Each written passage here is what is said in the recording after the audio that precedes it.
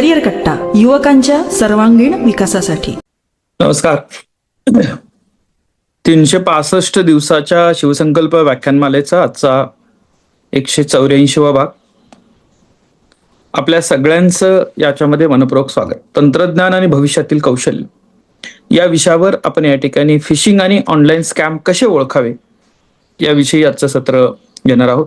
उपस्थित सगळ्यांचं मनपूर्वक मी या ठिकाणी स्वागत करतो. 109 लोक आहेत की ज्यांना स्वतःच्या लाईफला डिसिप्लिन देऊन स्वतः राजासारखं व्यक्तिमत्व डेव्हलप करायचं आहे, जगायचं आहे.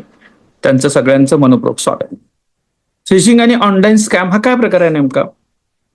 तर समजा तुमच्याकडं सकाळ सकाळी मोबाईलवर मेसेज आला की तुमचं या बँकेत अकाउंट आहे, जे बँकेतलं अकाउंट तुमचं जर करता केवायसी नाही केली तर बंद पडणार आहे, 5 मिनिटात बंद पडणार आहे, 10 मिनिटात बंद पडणार आहे, किंवा तुमचा जो सिम आहे त्या सिमची केवायसी झालेली नाही त्यामुळे या ठिकाणी ते बंद पडणार आहे. मग तुम्हाला ते फोन येतात की तुम्ही याच्यावर क्लिक करा आणि तिथे या ठिकाणी SBI KYC verify.com त्याच्यावर जाऊन क्लिक करा, OTP टाका, तुम्हाला ते ऑनलाईन KYC होऊन जाईल. आता ज्या वेळेला SBI/KYC/verify/.com नावाने एखादी लिंक येते त्यावेळेला आपण कुठलाही विचार न करता म्हणतो बाबा खातं बंद पडण्यापेक्षा चला तो OTP टाकलाय की आपलं काम होऊन जाईल, आणि आपण OTP टाकतो लक्षात येते की आपले खात्यातले 50,000 गेले, 10,000 गेले, 5,000 गेले.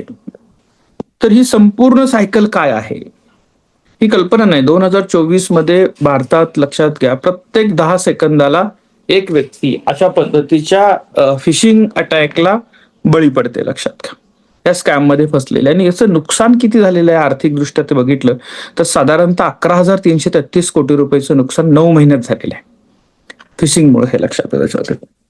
आणि हे काय आहे म्हणजे हे 30 सेकंदाचा स्कॅम जर तुम्ही ओळखलात आणि तो जर करता आपल्या आई वडिलांना या ठिकाणी सांगू शकलात, घरच्यांना जर कन्व्हिन्स करू शकलात तर ते फार मोठी ताकद किंवा स्ट्रेंथ तुमच्यासाठी असू शकणार आहे, हे लक्षात त्याच्यावरती. त्यामुळे आपण हे थोडंसं समजून घेऊया की कशा पद्धतीनं आपल्याला या सारख्या गोष्टींचा या ठिकाणी विचार होऊ शकतो, कसं मदत होऊ शकते. यासाठी आजचं सेशन आहे फिशिंग आणि स्कॅम ओळखावं कसं. सायबर गुन्ह्यांचं स्टॅटिस्टिक काय आहे पहिल्यांदा बघा. 2024 पाठीमागच्या 9 महिन्यामध्ये 11,333 कोटी रुपये या ठिकाणी काय झालं, सायबर फ्रॉडचं नुकसान झालेलं आहे. 2020 ते 25च्या दरम्यान हीच रक्कम आहे 55,669 कोटी रुपये, 59 कोटी रुपये. CNN न्यूज 18 वरची ही बातमी आहे, लक्षात घ्या. दररोज साधारणतः 41 कोटी रुपयेपेक्षा जास्त रकमेचा फ्रॉड होतो. दर तासाला 1.7 करोड रुपयेचा फ्रॉड होतो. दर मिनिटाला 2.9 लाख रुपये आणि दर सेकंदाला 4,800 रुपयाचा सायबर फ्रॉड होत आहे. डिजिटल अरेस्ट नावाचा जो प्रकार वाढला होता मध्यंतरी, अवेअरनेस वाढलेला आहे पण बऱ्यापैकी तिथं अजूनही काही घटना घडत आहेत. लक्षात घ्या की या माध्यमातून साधारणतः 39,925 कोटी रुपये ते 1,23,672 कोटी रुपये पर्यंत गेलाय 2022 ते 24च्या दरम्यान. आणि हा पार्लमेंटचा जो डेटा आहे त्याच्यातनं बीबीसीने दिलेला न्यूज आहे, लक्षात घ्या. सर्वात जास्त गुन्हे फिशिंग, त्यानंतर या ठिकाणी एक्स्ट्रॉशन आणि डेटा ब्रीचचे आहेत. त्याच्यामध्ये FBI IC3 चा जो रिपोर्ट आहे 2024चा त्याच्यामध्ये ह्या माहिती येतात, लक्षात घ्या. ह्याचे भारतातले हॉटस्पॉट काय, सगळ्यात वर आहे तेलंगणा, हैदराबाद सगळ्यात जास्त प्रकरण. त्यानंतर उत्तर प्रदेश दुसऱ्या क्रमांकावर, कर्नाटक बेंगलोर तिसऱ्या क्रमांकावर आहे, राजस्थान हरियाणा ज्याच्यामध्ये या ठिकाणी मेवाडमध्ये जामताडा स्टाईल एक आहे, नेटवर्कच आहे ते, लक्षात घ्या वेगळं. तुम्ही जामताडा नेटवर्क सर्च करा, तुम्हाला तो काय प्रकार आहे तो लक्षात येईल, वेगळ्या पद्धतीचा, लक्षात. त्यानंतर या ठिकाणी इतर आकडेवारी काय सांगते लक्षात घ्या. 75% नुकसान हे इन्व्हेस्टमेंट स्कॅम मधून झालेलं आहे. 1 पैकी 4 भारतीय कधी ना कधी सायबर फ्रॉडचा शिकार झालेला असतो, लक्षात घ्या. आणि 60% प्रकरणं नोंदवली जात नाही. तर मी फसलो असं कसं सांगायचं, असा एक या ठिकाणी विषय असतो, समजून घ्या त्याच्या पद्धतीने. आणि मग हे कसं हाताळायचं, याला कसं सामोरे जायचं हा ज्यावेळेला प्रश्न पडतो त्यावेळेला या ठिकाणी फिशिंग म्हणजे नेमकं काय हे समजून घ्या. पण याच्यावर आपण एकदा थोडं बोललेलो आहोत पाठीमागच्या याच्यावर, ते अजून थोडंसं डिटेल समजून घेण्याचा प्रयत्न करणार आहोत, लक्षात. तर फिशिंग म्हणजे काय की खोट्या ओळखीनं, म्हणजे जसं बँकेचा लोगो, SBIचा लोगो वापरला जातो, RBIचा लोगो वापरला जातो, बँक ऑफ इंडियाचा लोगो वापरला जातो, असे बँकिंग लोगो वापरून त्या पद्धतीच्या तत्सम आभास निर्माण करणाऱ्या साईट बनवल्या जातात, लिंक बनवल्या जातात, ऍप बनवले जातात, किंवा तसे व्हॉट्सअप मेसेज पाठवतात. म्हणजे तुम्हाला कधीतरी असं दिसतं की अचानकच माझ्या व्हॉट्सअपमध्ये एक ग्रुपमध्ये मी ऍड झालो की ज्याच्यामध्ये व्हॉट्सअप RBIचा लोगो लावलेला आहे, किंवा बँक ऑफ इंडियाचा लोगो लावलेला आहे. आता हे फ्रॉड कुणाशी होतात हे पण मी पहिल्यांदा सांगतो, लक्षात घ्या. तुमच्या अकाउंटला जर करता 5,000 रुपये पण नाही तर तुमच्या नादाला ते लागत नाही, हे पहिल्यांदा समजून घ्या. कारण त्यांच्याकडे तुमची सगळी इन्फॉर्मेशन आहे. तुमच्या अकाउंटला रक्कम जर चांगली असेल तर ते तुमच्यावर ऑब्झर्व करतात. आणि मग आता अकाउंटला किती पैसे ते त्यांना कसं कळतं? तर आपण एक वर्ल्ड फेमस ऍप वापरतो, ट्रू कॉलर नावाचं, जे आपल्याला प्रत्येक ओटीपी समोर आणून दाखवत असतं. प्रत्येक या ठिकाणी अमाऊंट किती शिल्लक आहे ते दाखवतं. बँकेचं सगळं एकत्र कोलॅबोरेट करत असतं. तर या ऍपमध्ये दिलेला ऍक्सेस किंवा यासारखे जे ऍप असतात त्याच्या डेटाबेसमधनं त्या गोष्टी मिळत असतात. तर बँकांनी बदल करायला सुरुवात केलेली आहे. म्हणजे बँक काय करते की तुमचा बॅलन्स त्या अकाउंटमध्ये दाखवत नाही मेसेजमध्ये. काही बँका आजही काय करतात की तुमच्या अकाउंटमध्ये 5,000 होते, 200 रुपये तुम्ही या ठिकाणी जमा केले, त्यामुळे तुमचा अकाउंट आता 5,200 रुपये बॅलन्स आहे, असा सविस्तर मेसेज पाठवतो. तेवढा एक मेसेज स्कॅमरला पुरेसा असतो. लक्षात. आता बँकांनी सुरक्षेचं उदाहरण काय केलंय की बँक फक्त म्हणते तुमच्या अकाउंटमध्ये 5,000 आली का तुमच्या अकाउंटमधनं 5,000 गेली. बॅलन्स किती बघायचं असेल तर तुम्ही तुमचे नेट बँकिंग वापरा, ऍप वापरा आणि ते करून घ्या. त्यामुळे ते स्कॅमरला एका बाजूने आळा घालण्याचं काम इथं होत आहे, हे लक्षात त्याच्या पद्धतीनं. त्यामुळे अशा पद्धतीच्या लिंकवर जाऊन ज्या वेळेला आपण या ठिकाणी ओटीपी पासवर्ड टाकतो त्यावेळेला तुमच्याकडनं या ठिकाणी त्या फिशिंगच्या माध्यमातून म्हणजे काय होतं, ते पहिल्यांदा भरता आणि परत रिडायरेक्ट होतं, दुसऱ्यांदा भरता परत रिडायरेक्ट होतं. आपल्याला वाटतं की इंटरनेटचा प्रॉब्लेम आहे, पण ते पुढे जाणारच नसतं. तेवढ्यात त्यांना तुमची माहिती घेतलेली असते, युजर नेम पासवर्ड जे लागणार आहे ते घेतलेले असतात. ओटीपी कोणत्या नंबरवरनं येणार आहे ही माहिती घेतलेली, म्हणजे इझिली तुमच्याकडून डेटा कलेक्ट करण्याचं काम यातनं होत असतं. माझं एक वाक्य मी वारंवार तुम्हाला काय सांगतोय, माझं नाही ते वाक्य पण समजून घ्या की जोपर्यंत तुम्ही स्वतः, मासा गळाला कधी लागतो, तोंड उघडले की गळाला लागतो. तुम्ही स्वतःहून इन्फॉर्मेशन देत नाही तोपर्यंत तुमच्या बाबतीत सायबर फ्रॉड होत नाही. तर हे लक्षात घ्या, स्वतःहून काही ना काहीतरी इन्फॉर्मेशन दिलेली असते ज्याचा या ठिकाणी उपयोग केला जातो, हे लक्षात घ्या. फिशिंग असं नाव का दिलेलं आहे, म्हणजे मासं पकडण्यासाठी जशी गुन्हेगार असतात तसे सायबरच्या या ठिकाणी काम देखील याच पद्धतीने करत असतात. मासे म्हणजे गळाला मासा लागणे म्हणतात ना, त्या पद्धतीने गळाला या ठिकाणी या पद्धतीचे या ठिकाणी लोकांना लावून फसवत असतात. ते सायबर गुन्हेगारांच्या मध्ये हे बनावट ईमेल, कॉल, मेसेज टाकतात, म्हणजे तुम्हाला या ठिकाणी गळ टाकतात आणि मासा म्हणून तुम्ही चिकटलात की तुम्हाला ते लगेच या ठिकाणी खेचलं जातं, हे लक्षात घ्या. त्याचे एक्झाम्पल काय, ईमेल फिशिंग म्हणजे तुमचं अकाउंट लॉक झालेलं आहे, व्हेरीफाय करा. मग तुम्हाला कुठं जास्त पॅनिक होता, सोशल मीडियाच्या अकाउंटला होता, काही जीमेलला होताय का बँक अकाउंटला होताय, त्या पद्धतीचे मेल येतात व्हेरीफाय करायसाठी. फिशिंग कॉल काय येतो लक्षात घ्या त्याच्यामध्ये, की एसबीआय मधून बोलतोय, तुमचं अकाउंट बंद होणार आहे, तुमच्या अकाउंटला या ठिकाणी काहीतरी सस्पिशियस ऍक्टिव्हिटी झालेल्या आहेत, असे कॉल येतात. त्यानंतर या ठिकाणी स्विमिंग नावाचा प्रकार आहे, म्हणजे काय होतं त्याच्यामध्ये की केवायसी अपडेटसाठी लिंकवर क्लिक करा असे SMS येतात, हे लक्षात घ्या. त्यानंतर या ठिकाणी स्पेअर फिशिंग प्रकार आहे, म्हणजे तुमच्या नावाने खास तुमच्यासाठी लॉटरी लागलेली आहे, तुमच्यासाठी या ठिकाणी म्हणजे काय करतात की तुमचं नाव लिहिलं असतं, गौरी खंदारे तुमचं अकाउंट एसबीआय मध्ये आहे, त्या अकाउंटला या ठिकाणी केवायसीची गरज आहे. तर तुम्ही म्हणता माझं नाव पण यांना माहिती आहे, माझं अकाउंट कुठल्या बँकेत आहे ते पण यांना माहिती आहे, मग आपण या ठिकाणी लगेच अपडेट होतो. म्हणजे करिअर कट्टा मेल पाठवत असेल, तुम्हाला काय पाठवतोय, गणेश गुप्ता तुमचं या ठिकाणी श्रीगोंदा कॉलेजचा मुख्यमंत्री म्हणून सिलेक्शन झालेलं आहे, तुमचा आभार. तुम्ही बघा ते पहिले मेल जे पाठवलेले आहेत, तुम्ही अटेंड करायचं तसे येतात. ही सिंपल टेक्नॉलॉजी आहे मित्रांनो, लक्षात घ्या. डेटाबेसमध्ये नाव आहे तर ते नाव कस्टमाइज पद्धतीने जाऊ शकतं, पण हे समजून घेतलं पाहिजे, लक्षात घ्या. फिशिंग ओळखण्याची या ठिकाणी काय हे असतात लक्षात घ्या, त्यांना घाई जास्त असते. म्हणजे आजच करा नाही तर खातं बंद होईल, पुढच्या अर्ध्या तासात खातं बंद होईल, 1 तासात खातं बंद होईल, लक्षात, अशा पद्धतीचं होतं. त्यानंतर या ठिकाणी अधिकार पाणीनं बोललं जातं, आरबीआय मधून बोलतो, सीबीआय मधून बोलतो, ईडी मधून बोलतो, लक्षात. म्हणजे बऱ्याच वेळा काय शोधतात की कुणीतरी कुठल्या तरी चुकीच्या कामामध्ये अडकलेल्या व्यक्तीला शोधतात, लक्षात, आणि मग त्याच्या पाठिंबा लागतात. जर त्याने काही गैरव्यवहारच नसतील तर त्याला आरबीआय, सीबी, ईडीआयचा काही संबंध पडणार नाही. पण जर एखाद्या व्यक्तीच्या सस्पिशियस ऍक्टिव्हिटी लक्षात आल्या तर तो लगेच घाबरतो, म्हणून तसं वापरलं जातं. दुसरं या ठिकाणी विचित्र लिंक पाठवलं जातं, म्हणजे काय की SBI.co.in ही ओरिजिनल आहे, तुम्हाला पाठवली काय जाते SBI-secure.com. आता सेक्युअर शब्दाला आपण म्हणतो एसबीआयची सेक्युअर वेबसाईट आहे, व्हेरीफाईड आहे, अधिकृत आहे. म्हणजे अधिकृत आहे असं सांगतो का अधिकृत व्यक्ती, याचा विचार करा. आणि बऱ्याच वेळा काय करतो की बँकांसाठी वापरले जाणारे जे काही ऍप आहेत किंवा जे काही या ठिकाणी लिंक आहेत ते गुगलला सर्च करून आपण टाकत असतो, त्याच्यात प्रॉब्लेम होतो, लक्षात घ्या. त्यानंतर वैयक्तिक स्पेलिंग मध्ये चुका केल्या असतात कस्टमरच्या ऐवजी, म्हणजे त्यांचे आलेले मेसेज जरी व्यवस्थित वाचले तरी लक्षात येतात, समजून घ्या. त्याच्यानंतर या ठिकाणी वैयक्तिक माहिती मागितली जाते, ओटीपी द्या, पिन द्या, सीव्हीव्ही द्या, हे कधीही कुठलीही बँक अथॉरिटी मागत नाही. मोफत ऑफर, तुम्ही लॉटरी जिंकलेला आहात, फीज भरा, तर तुम्ही केवायसी करा, केवायसी केल्यानंतर मग फीज भरा, फीज भरल्यानंतर मग ते गायब होऊन जातात, लक्षात घ्या. त्याच्यामध्ये म्हणजे भारतातले 10 सर्वाधिक स्कॅम कुठले आहेत यामधले फ्रॉड ते समजून घ्या. पहिल्यांदा ओटीपी आणि केवायसी फ्रॉड. मी एचडीएफसी मधून बोलतोय, खातं अपडेट करायचं आहे की खातं बंद होईल, लिंक पाठवली, त्यात ओटीपी विचारलं आणि ओटीपी दिला की तुमचं बँक अकाउंट पूर्ण रिक्त होतं, लक्षात घ्या. 2024 मध्ये कोटक बँक अलर्ट नावाचा सगळ्यात सामान्य फ्रॉड होता, लक्षात घ्या. डिजिटल अरेस्ट, व्हिडिओ कॉल येतो, सीबीआयचे अधिकारी बोलतात तुमच्या नावाने कस्टम मध्ये पार्सल आलेलं आहे, ड्रग्ज आहेत त्याच्यामध्ये, स्क्रीनशॉट दाखवतात, तुमचं अटक वॉरंट निघालेलं आहे, या पद्धतीचं 24/7 तुम्हाला स्काईपवर किंवा झूमवर डिजिटल अरेस्ट म्हणून घरातून बाहेर पडू देत नाहीत आणि 5 दिवस भीती दाखवून मग नंतर पैसे काढून घेतात. हा लक्षात, हे सगळ्यांच्याकडे आलेलं आहे. किमान डिजिटल अरेस्टचं एक प्रकरण व्यवस्थित समजून घ्या आणि आज 4-5 मुलांना एकत्र करा, घरच्यांना सगळ्यांना सांगा की डिजिटल अरेस्ट काय असतं. असं कुठलाही प्रकार अस्तित्वातच नाही याबद्दल सांगण्यात आलेलं आहे गव्हर्नमेंट ऑफ इंडियाकडून वारंवार, लक्षात घ्या. होम मिनिस्ट्री सांगते आणि त्याच्यावर अवेअरनेस चालू आहेत, लक्षात.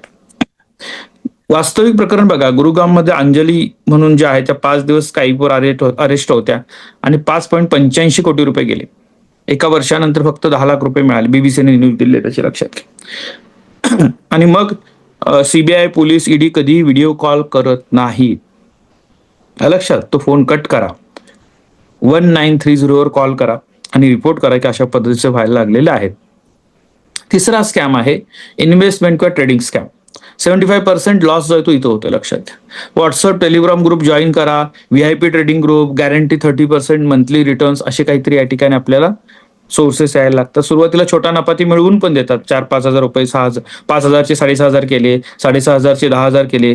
मग आपण या ठिकाणी विश्वास बसला की मोठी रक्कम टाकतो आणि मग मोठी रक्कम टाकली की एक दिवस सगळेच गायब होतात. MS-20 आणि MS-30 म्हणून 2 घोटाळे महाराष्ट्रातले प्रसिद्ध आहेत, ते तुम्ही जरा चेक करा. म्हणजे शेतकऱ्यांची ज्या वेळेला लँड एक्विजिशन नंतर कॉम्पेन्सेशनची अमाऊंट आली, त्या अमाऊंट आल्यानंतर काही लोकांनी चुकीची ती योजना बनवली आणि त्या योजनेच्या माध्यमातून लाखो रुपये शेतकऱ्यांचे या ठिकाणी लुटण्याचं काम या लोकांनी केलेलं होतं. यापासून सुरक्षा राखणं देखील आपल्याला गरजेचं आहे, लक्षात घ्या. त्यानंतर या ठिकाणी SBI रजिस्टर नसलेला या ठिकाणी गुरु म्हणजे काय, स्कॅमर, गॅरंटेड रिटर्न म्हणून 100% फ्रॉड सांगतात, लक्षात. त्याच्यामध्ये फेक ईमेल आणि रिफंड स्कीम, म्हणजे अमेझॉनची ऑर्डर रद्द झालेली आहे, रिफंडसाठी क्लिक करा, कॅशबॅक मिळवण्यासाठी हे ऍप डाउनलोड करा. ऍप डाउनलोड केलं की तुमचं स्क्रीन शेअरिंग होतं, ओटीपी दिसतो आणि तुमच्या अकाउंटवरचे पैसे जातात, लक्षात घ्या. म्हणजे तुम्ही काय सर्च करता ह्याच्यावरती लक्ष ठेवून असतात. म्हणजे एक किस्सा मला सांगायला तुम्हाला आवडेल की तुम्ही कुरिअर पाठवण्यासाठी स्वस्तात कुरिअर एजन्सी कुठल्या आहेत हे सर्च केलं. मग सर्च केल्यानंतर या ठिकाणी लगेचच तुम्हाला या ठिकाणी वेगळे वेगळे ऑफर यायला लागतात. आम्ही या ठिकाणी 5 रुपये किलो मध्ये घेऊन जातो, मार्केटमध्ये 40 रुपये किलो आहे आणि 5 रुपये किलो मध्ये घेऊन जातो, तुमच्या इथं येऊन घेऊन जातो. तुम्ही फक्त या ठिकाणी तो परत येणार आहे त्याला परत पाठवू नका, तुम्ही तिथं आल्यावर म्हणाला आम्हाला पाठवायचं नाही असं होऊ नये. त्यामुळे फक्त 15 रुपये पाठवा, म्हणजे आमचा डिलिव्हरी बॉय तिथे येईल, वजन करेल, मग पैसे द्या आणि मग तुमचं पार्सल घेऊन जाईल. आता 15 रुपये पाठवायला तुम्ही म्हणाल ते 15 रुपये तर काहीच नाही, सहज पाठवतो आपण. आणि 15 रुपयेसाठी म्हणून त्या ऍपमध्ये प्रोसेस करता ओटीपी टाकला की 1, 2, 3, 4, 5 असं या ठिकाणी सातत्याने मेसेज येतात आणि तुमचं अकाउंट पूर्ण नील व्हायला लागतं, लक्षात घ्या. हे समजून घेणं गरजेचं आहे, हे समजून घ्या. त्याच्यात अशा बरेच गोष्टी घडत असतात, लक्षात घ्या. त्याच्यानंतर पार्ट टाइम जॉब नावाचा एक स्कॅम असतो ऑनलाईन, घरी बसल्या कमवा, घरी बसला 2 तास वेळ द्या, 3 तास वेळ द्या, त्याच्यात करा. मग रजिस्टर करा, रजिस्टर करण्यासाठी 5,000 रुपये भरा. पैसे घेऊन काम देतात का आणि ते पैसे कशाच्या बदल्यात घेतात याचा विचार आपण करणं गरजेचं आहे, लक्षात घ्या. पार्ट टाइम स्कॅमवर आपल्याला बऱ्याच दिवसात 5,000 वर्क फ्रॉम होम, दिवसाला 5,000 कमवा, लाईक आणि सबस्क्राईब करा. फक्त 100-200 रुपये सुरुवातीला कमाई दाखवतात आणि टास्क पूर्ण करण्यासाठी पुढचे 2,000 रुपये सिक्युरिटी डिपॉझिट घेतली जाते. डिपॉझिट भरले ग्रुपमधनं काढून टाकतात तुम्हाला, म्हणजे तुम्हाला त्या ऍक्टिव्हिटी कळत नाहीये. पैसे देऊन जॉब मिळत नसतो. जॉब म्हणजे पैसे कमवणं असतं, हे लक्षात त्याच्यामध्ये. बाकीच्या गोष्टींवर आपण आता याच्यात नको बोलायला. कसा होतो हा स्कॅम? SMS आणि व्हॉट्सअपच्या माध्यमातून तुम्हाला कॉंग्रॅच्युलेशन येतं, लॉटरी किंवा इनाम स्कॅम. तुम्ही 25 लाखाची लॉटरी जिंकलेला आहात. मग क्लेम करण्यासाठी तुम्ही 5,000 रुपये प्रोसेसिंग फीस भरा. मग अमिताभ बच्चनचा फोटो, लोगो किंवा KBCचं ते एक ऑडिओ रेकॉर्डिंग येत असतं सगळं त्याच्यामध्ये. आणि पैसे भरले की तुमची या ठिकाणी आणखीन फीस. कारण तुमच्या या ठिकाणी अशा पद्धतीने 2-2.5 लाख रुपये लोकांचे गेलेले आहे. हे लक्षात घ्या. म्हणजे एक मित्राचं व्हिडिओ कॉल रेकॉर्डिंग त्यांनी मला ऐकवलं. त्याला लॉटरीसाठी फोन आला की तुम्हाला लॉटरी लागलेली आहे. मग त्यांनी सांगितलं की 25 लाख रुपये घेऊन यायला किती मोठी बॅग लागेल, तुम्ही 10च्या नोटा देणार का 100च्या नोटा देणार? तर तो समोरची व्यक्ती म्हणते, नाही तुम्हाला पहिल्यांदा KYC कंप्लीट करायला लागेल, रजिस्टर करायला लागेल. नाही ते नंतर करू, पहिल्यांदा बॅग खरेदी करतो. तुम्ही केवढी बॅग लागते ते सांगा. तुम्ही कॅशमध्ये देणार आहात, मला फक्त 500च्या नोटा द्या म्हणजे जरा छोटी बसेल. पण त्याच्या समोरच्या लक्षात येते की हा आपल्याला, पण तो बोलत राहिला एंटरटेनमेंट म्हणून. म्हणजे ह्याला कशा पद्धतीने तुम्ही टॅकल करताय हेही महत्वाचं आहे, हे लक्षात त्याच्या बाबतीतनं. जिंकण्यासाठी पैसे भरावे लागत नाहीत लॉटरीसाठी, हे लक्षात आहे पहिल्यांदा. त्यात QR कोड आणि UPI स्कॅम. OLX वर एखादी वस्तू विकायला ठेवतात आणि खरीददार म्हणतो की या ठिकाणी विकायला जर ठेवली तर खरीददार म्हणतो की QR कोड स्कॅन करा, मी पैसे पाठवतो. स्कॅन करण्याच्या ऐवजी पैसे आपले जातात. कारण लक्षात घ्या, पैसे मिळवण्यासाठी स्कॅन करण्याची गरज नाही, पाठवण्यासाठी स्कॅन करावं लागतं, इतकं आपल्याला माहिती आहे. बऱ्याच वेळेला आपल्याला काही ज्येष्ठ नागरिक घरामध्ये असतात किंवा तुमच्याकडनं चुका होण्याची शक्यता असते. रिक्वेस्ट ऑप्शन असतो मनी रिक्वेस्ट करण्याचा, बरोबर आहे. आणि मग समोरचा काय म्हणतो, मी तुम्हाला रिक्वेस्ट पाठवलेली आहे, ती बघा ऍक्सेप्ट करा, मग तुम्हाला या ठिकाणी पुढचे पैसे पाठवता येतील. मग समजा 70,000ची 50,000ची वस्तू तुम्ही खरेदी करणार आहात, तुमची वस्तू विकायची आहे. मग तो काय म्हणतो, मी तुम्हाला 50,000ची रिक्वेस्ट पाठवलेली आहे, ऍक्सेप्ट करा, मग मी पैसे पाठवतो. रिक्वेस्ट ऍक्सेप्ट केली की तुम्हाला ते पिन टाकायला होते आणि तुमच्या अकाउंटवरनं पैसे त्या अकाउंटला जातात. असे कितीतरी प्रकार घडतायत, लक्षात घ्या. आणि त्या जाहिरातीवर लिहिलेलं काय असतं की एक्स आर्मी ऑफिसर आहेत, आर्मीतले अधिकारी आहेत, आता ट्रान्सफर झालेले आहे, त्यामुळे सामान घेऊन जाऊ शकत नाही, ते सामान विकायचं आहे. अशा जाहिरात आपण बघतो. आणि तसे व्हॉट्सअप मेसेज पण तुम्ही बरेच बघितलेले असणार आहेत, हे लक्षात घ्या. त्याच्यानंतर 8वा जो स्कॅम आहे तो आहे फेक लोन आणि क्रेडिट कार्ड. इन्स्टंट लोन अप्रुव्हलचे मेसेज येतात तुम्हाला. Pre approved loan 10 lakh rupees, pre approved loan 25 lakh rupees. आता इथं प्रामाणिकपणे काय लक्षात घ्या, हरळून न जाता म्हणायचं त्याच्यामध्ये, माझी फायनान्शियल अवकात बघता हे मला ऑफर करू शकतील का, हा साधा प्रश्न विचारायचा. थोडंसं आपण प्रामाणिकपणे जर स्वतःला हा प्रश्न विचारला की माझी क्रेडिबिलिटीच नाही आहे, मला घरातले 500 रुपये देत नाही, मित्र 50 रुपयेचा विश्वास ठेवत नाही, मी अजून काहीच कमवत नाहीत, मला हे 10 लाख का द्यायला, एवढा साधा विचार राहिला की आपण याला फसत नाही. लक्षात हे वास्तव समजणं गरजेचं आहे. माझ्या म्हणजे जगातलं काय तत्वज्ञान आहे, तुमच्याकडे असतील तर सगळ्यांच्याकडे असतं, तुमच्याकडे नाही तर कोणाकडे नाही. कुणीही सहज मदत करत नाही, फुकट मदत करत नाही. सोर्सेस तुमच्याकडे असतील तर उभे राहतील. तुमची क्रेडिबिलिटी काय ज्याच्यावर ते हे देत आहेत, हा प्रश्न विचारला की तुम्ही या फेक लोन पासून, क्रेडिट कार्ड पासून लांब राहू शकता, हे लक्षात घ्या त्याच्या पद्धतीनं. त्यानंतर या ठिकाणी बऱ्याच वेळेला ऍप मधून तुम्ही लोन घेता मित्रांनो, हे सगळ्यात डेंजरस प्रकार आहे. तात्पुरत्या काही गरजांसाठी तुम्ही 10,000, 15,000, 20,000, 25,000, 50,000 पर्यंत अशा यंत्रणा आहेत की ज्या कुठल्याही पद्धतीचं कागदपत्र न घेता तुम्हाला फक्त ऍप डाउनलोड करायला लावतात. तुमच्या मोबाईल नंबरचे सगळे कॉन्टॅक्टचा ऍक्सेस घेतात ते आणि तुम्हाला 50,000 रुपये देतात, 25,000 देतात, 10,000 देतात, 15,000 देतात. लक्षात घ्या, तुमचा एक फोटो घेतलेला असतो, तुमच्या या ठिकाणी ऍपमधनं लोन अप्रूव्ह केलं असतं, सगळे कॉन्टॅक्ट डिटेल असतात. आता ते घेतल्यानंतर तुमच्या लक्षात येतं की त्याच्यावर मोठ्या प्रमाणात व्याज लागत असतं. म्हणजे घेतलेले असतात 15,000 आणि द्यायला 45,000 लागतात, हे तुम्हाला लक्षात येतं. मग तुम्ही म्हणता की मी 15,000 परत करतोय, मला नाही पुढं पाहिजे आहे. तुम्ही 15,000 जरी परत केले तरी मग या ठिकाणी ते ब्लॅकमेल चालू करतात की तुम्हाला एवढे भरायला लागतील, तेवढे भरायला लागतील.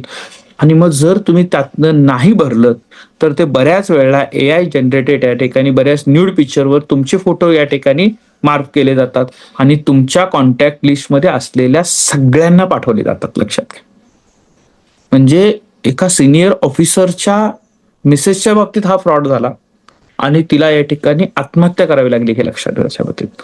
इतकं गंभीर प्रकरण हे असतात. हे ऍपवरचे इझी लोन जे आहेत, हे इझी लोन तुम्हाला या ठिकाणी ट्रॅप असतो मित्रांनो, लक्षात त्याच्या बाबतीतनं. त्यामुळे तिथं देखील या ठिकाणी तुम्हाला समजून घेणं गरजेचं आहे. आणि असं जर कोणाच्या व्यक्तीच्या बाबतीत झालं तर त्याच्याविषयी गैरसमज करून घेण्याच्या ऐवजी त्याची काय सिच्युएशन झाली होती हे समजायला पाहिजे, हे लक्षात घ्या त्याच्या बाबतीत. त्याच्यानंतर या ठिकाणी आरबीआय रजिस्टर एनबीएफसी शिवाय कुठेही कर्ज घेऊ नका. जर अगदीच तुम्हाला क्रेडिट स्कोर लो आहे आणि तुम्हाला गरजच आहे एनबीएफसी कडनं घेण्याची लक्षात, तर नॉन बँकिंग फायनान्शियल जे इन्स्टिट्यूट असतात त्या ठिकाणी नॉन बँकिंग फायनान्शियल कंपनीज ज्या आहेत त्या देखील रजिस्टर आहेत का बघून त्यांच्याकडूनच तुम्ही घेणं गरजेचं आहे. 9वा स्कॅम आहे सिम स्वीप करणं.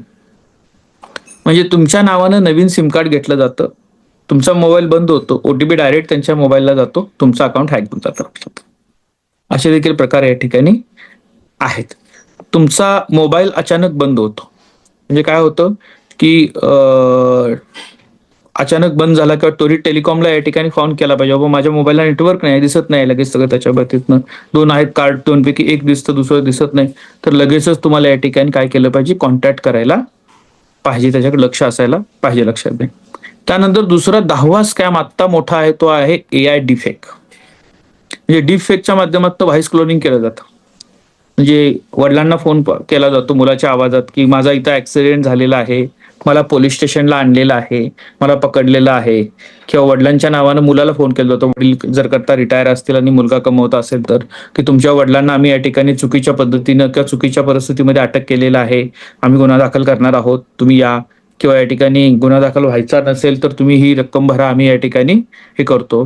किंवा वडील फोन करतात, नातेवाईक जवळचे कोणाच्या नावानं फोन केला होते की असा असा ऍक्सिडेंट झालाय, आपल्याला पैसे पाठवायचे, अर्जंट पाठवा. हे सगळे या ठिकाणी अडचणीचे असणारे कॉल असतात. अशा वेळेला डायरेक्ट काम करायचं की व्हिडिओ कॉल करा, तो कॉल कट करा आणि तुमच्या वडिलांचा किंवा तुमच्या नातेवाईकांचा जो काही नंबर आहे त्याच्यावर व्हिडिओ कॉल करा, तुम्हाला सिच्युएशन लक्षात येते. समजलं. म्हणजे आपण बघितलं की एक व्हिडिओ तयार केला होता की ज्याच्यामध्ये त्या कंपनीचा सीईओ त्या ऑफिसरना सांगतोय कॉन्फरन्समध्ये की हे अकाउंट नंबर मी तुम्हाला पाठवले, त्या अकाउंटवर या ठिकाणी इमिजिएटली या ठिकाणी रक्कम पाठवा, असं सांगून या ठिकाणी एका कंपनीचे शेकडो कोटी रुपये या ठिकाणी फक्त व्हिडिओ कॉन्फरन्सिंगच्या माध्यमातून अकाउंट डिपार्टमेंटला डायव्हर्ट करायला लावल्याचे स्कॅम देखील घडलेले आहे. त्यामुळे स्कॅम माझ्यासोबत होऊच शकत नाही असं या ठिकाणी म्हणायचं नाही. सुरक्षित राहणं हे अत्यंत गरजेचं आहे. मग बचावाचे 7 नियम. पहिलं, ओटीपी कुठलंही सीबीआय, आरबीआय, ईडी मागत नाही, कोणाला सांगत बसायची गरज नाही, लक्षात घ्या. त्यानंतर धोका, स्कॅमर नेहमी तातडीने आत्ताच्या आत्ता करा हे जे सांगतं ते टाळायचं.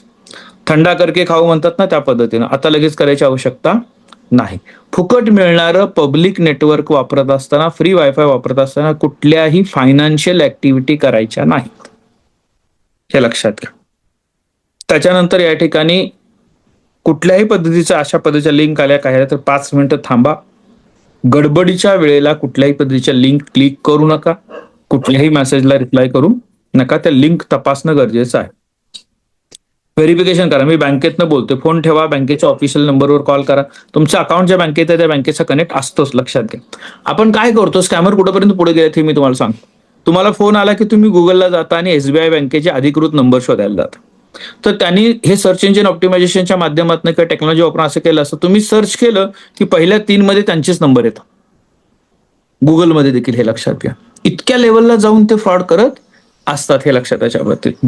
मी पोलीस आहे म्हणून फोन आला, फोन कट करा, 100 नंबर डाईल करा, असा फोन आला होता का, हे लक्षात. स्वतःच्या नंबरवर या ठिकाणी कॉल करा. ऍप असेल तर त्याच्या परवानगी काय काय देतोय आपण, ऍक्सेस हे समजून घ्या. त्याच्यामध्ये स्क्रीन शेअर आणि ऍक्सेसिबिलिटी कॉन्टॅक्ट जर मागत असेल तर ते द्यायचं नाही. स्क्रीन शेअर आणि ऍक्सेसिबिलिटी कॉन्टॅक्ट म्हणजे काय असतं की आपण आपल्याकडे मोबाईलला ती एक सुविधा आहे, बायलॉज ती बनवावी लागते की एखादी डिसेबल पर्सनला जर मोबाईल वापरायचा असेल तर त्याला या ठिकाणी कुठलेही कीपॅड न ऑपरेट करता, ठीक आहे, तुमचा मोबाईल ऍक्सेस करता यावा व्हॉइस कमांडवर किंवा या ठिकाणी बाकीच्या तरतुदीसाठी असं दिलेलं आहे. आणि मग तुमचं स्क्रीन शेअर आणि ऍक्सेसिबिलिटी मोड जर ऑन झालेला असेल तर तुम्हाला कंट्रोलच राहत नाही तुमच्या मोबाईलमध्ये, हे लक्षात. आणि मग हे जे काही शॉर्टकट, बल्क व्हॉट्सअप SMS पाठवा, बल्क या ठिकाणी मेसेज पाठवा, बल्क मेल करा, तुम्हाला काहीच करायचं नाही. एआय एजंट, आता तुमचं सोशल मीडिया एआय एजंट हाताळेल म्हणून एजंट आलेले आहेत, लक्षात घ्या. तुमच्या मित्रांशी व्हॉट्सअपवर बोलण्यासाठी एजंट तयार केले, त्याला तुमच्या मोबाईलचा ऍक्सेसिबिलिटी मोड ऑन करून द्यावा लागतो, तर ते स्वतः काम करत असतं, लक्षात घ्या. पण अशा पद्धतीनं ऍक्सेसिबिलिटी मोड ऑन करण्याचे जे काही ऍप आहेत त्याच्या परवानगी तुम्हाला डिसेबल करायला लागतील का. तो जर ऍप तुम्हाला वापरणं कंपल्सरी असेल तर ते ॲप आणि तुमचे फायनान्शियल ट्रान्झॅक्शन असणारा मोबाईल हे वेगळ्या मोबाईलमध्ये असायला पाहिजेत, हे लक्षात घ्या. ही सुरक्षा घ्यायला पाहिजे आपल्याला. त्याच्यानंतर या ठिकाणी फ्रॉड झाला तर तातडीची पावलं. पहिल्या एका तासात तुम्हाला 1930 कॉल केला पाहिजे. तातडीनं कॉल करा. Transaction I D, UTR number सांगा. सिटीजन फायनान्शियल सायबर फ्रॉडला रिपोर्टिंग करा, म्हणजे पैसे फ्रीज करता येतात. ज्या अकाउंटला पैसे गेले त्या अकाउंटवरचे पैसे पहिल्या एका तासामध्ये थांबवता येतात, हे लक्षात त्याच्यामध्ये तिथनं. त्याच्यानंतर या ठिकाणी cybercrime.gov.in वर तुम्ही ऑनलाईन तक्रार रजिस्टर करू शकता. बँकाला कळवणं गरजेचं आहे, लक्षात घ्या. मित्रांनो, आजचा टास्क काय आपला? तर आज मी तुम्हाला सांगितलं की या पद्धतीचं सायबर क्राईम आपल्या बाबतीत होऊ नये म्हणून नेमकं फिशिंग काय असतं, हे कोणकोणत्या पद्धतीनं होतं, आणि आतापर्यंत माझ्या बाबतीत असं काय झालंय का? जर माझ्या बाबतीत झालं असेल तर इतरांच्या बाबतीत होऊ नये म्हणून आपल्याला ह्या काही गोल्डन रूल्स बनवा. तुमचे रूल्स, स्वतःचे रूल्स बनवा. एक 10 रूल असू देत. त्या 10 रूलला तुम्ही पहिल्यांदा फॉलो करा आणि तुमच्या आजूबाजूच्या 4-5 लोकांना आज सांगा, हे माहित आहे का तुला, हे कसं घडतं, काय घडतं, याच्यामध्ये काय लॉजिक असतं, लक्षात चर्चा करा मित्रांच्या मध्ये, म्हणजे हा विषय आपल्याला समजून घेणं सोपं होईल, लक्षात घ्या.